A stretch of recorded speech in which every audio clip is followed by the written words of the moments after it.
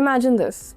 You're running a business, you've just placed a big import order, the container ships from overseas, crosses the ocean, and reaches the Mumbai port. And then it just stays there. Day 1, day 5, day 12. Detention charges are piling up, your client is calling, your suppliers want answers, and you're losing money every single day without ever having touched a single unit of your product. This is not a rare horror story, this is everyday reality for thousands of Indian businesses and foreign exporters trying to trade with India. And the scary part, most of them do not even know why this is happening to them. Because the real problem is not at the port.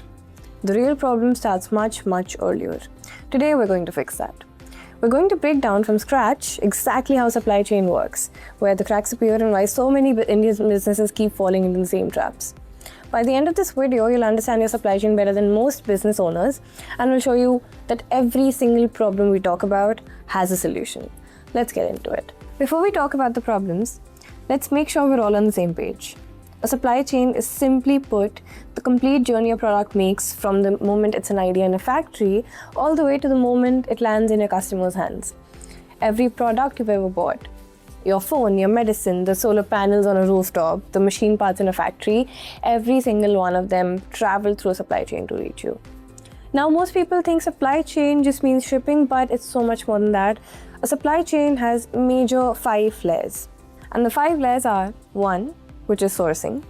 Where do your raw material and finished goods come from? Which supplier, which country? 2 is manufacturing or procurement. The goods are produced or are they purchased? 3 is logistics and freight. How do these goods move? By sea, air, or land from origin to their destination, that is. 4 is customs and compliance, which is how do these goods legally cross international borders. 5th is storage, distribution, and delivery. Where are goods held? How do they even reach the final buyer? 5 layers, each one interdependent. If one breaks, the whole chain suffers. Now let's get deeper into it, because this is where it gets really, really interesting. Now I'm going to take a hypothetical situation and explain what a supply chain really looks like. The first stage that comes here is supply selection and procurement. Let's say an Indian company places an order with a Chinese manufacturer. They negotiate price, quantity, delivery timelines, and payment terms. Now the purchase order is raised here. This stage alone involves currency risk, supply reliability checks, and quality standard checks. And often it takes months on ends. Now the second stage that comes after it is manufacturing and quality check. The supplier produces the goods, pre-shipment quality inspection happens, products are packed and labeled. The packing list, commercial invoice, and certificate of origin are all prepared here. Every single document matters. One wrong detail here creates a nightmare at customs. 3 stages later, which brings us to the next stage, that is export clearance from China. When the goods reach the Chinese port, Shenzhen or Shanghai, the freight forwarder files the export declaration. The container is loaded onto the ship. A bill of lading is issued. A bill of lading is the title document for goods. The moment that container is on the ship, the clock starts ticking for the Indian buyer. Stage 4. The container travels by sea. Typical transit takes about 12 to 18 days. The buyer arranges import documents, coordinates with their customs broker in India, applies for required licenses, and prepares to pay duties. Your shipment arrives whether you're ready or not. Stage 5 is when the shipment arrives at the Indian port and customs clearance activities happen. So the ship docks at, say, Nhava Sheva, Mumbai, or Chennai, or Mundra. The customs broker files a bill of entry, an officer assesses the goods, checks the HS codes, verifies invoices value, and determines basic customs duty, IGST, and social welfare surcharge. You pay it all, upfront, before even touching your goods. The port gives you a free period of up to 3 to 5 days, and after that, demurrage charges begin. Every single day, without mercy. In the next stage, the cleared goods load onto a truck and move to the warehouse.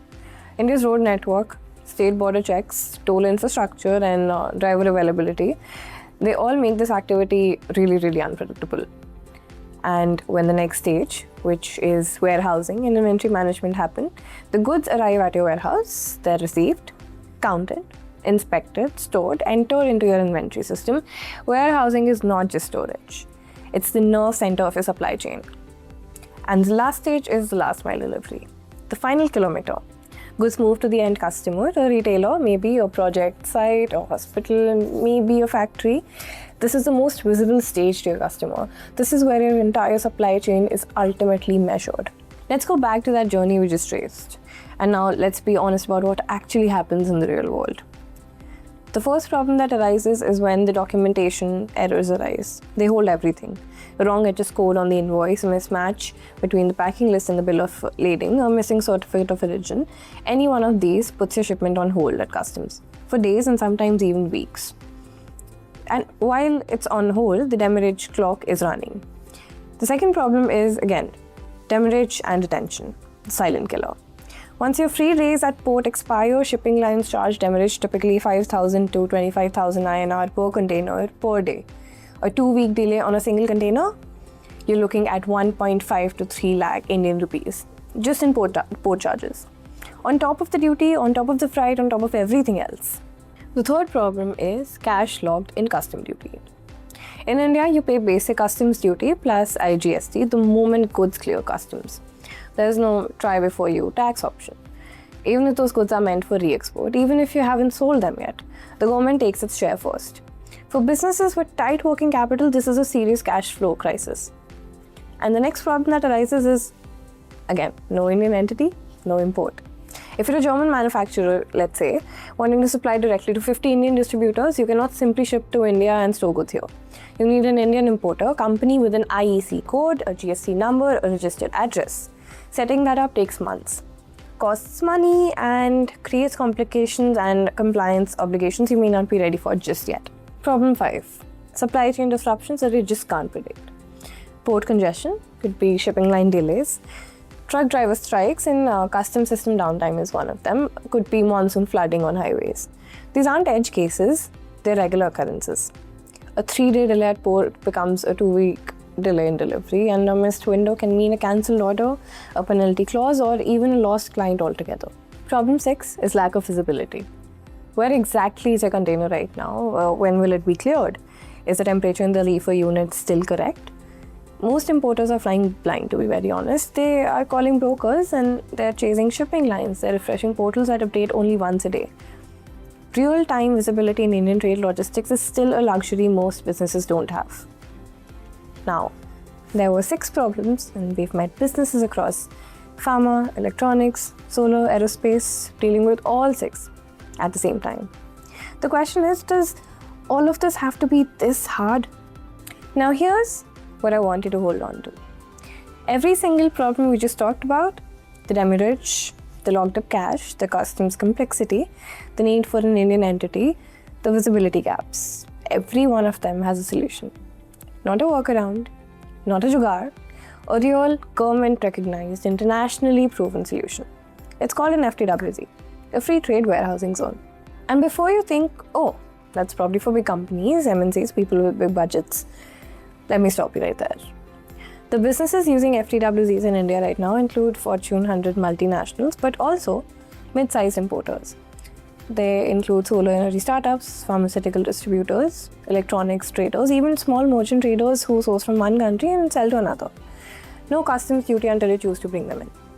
No Indian entity required for foreign companies, duty-free storage, full flexibility to store, process, and re-export globally. And world-class infrastructure with real-time tracking. That's the promise of an FTWZ. And in our next video, we're going to break it down completely. What it is, how it works, how it compares to traditional options, and exactly how your business can use it. But for now, if you've been nodding along to any of the problems we discussed today, you already know you need to watch the next video. Hit subscribe, hit the bell button, because that video goes live very soon. And trust me, when you understand FTWZ, you will never look at your import-export process the same way again.